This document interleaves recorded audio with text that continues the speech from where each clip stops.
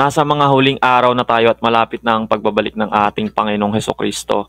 And dadami yung mockers, no, yung mga nangaasar sa atin kala ko ba second coming na. Tagal-tagal na, hindi pa rin bumabalik yan 1990, ano pa sinasabi yan, hindi naman bumabalik.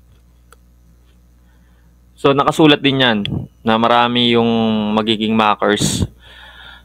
Well, again, yung end of the world ay nangyayari araw-araw, no, for some people because they die. And if you die without accepting Christ in your life, then that's it. That's it for you.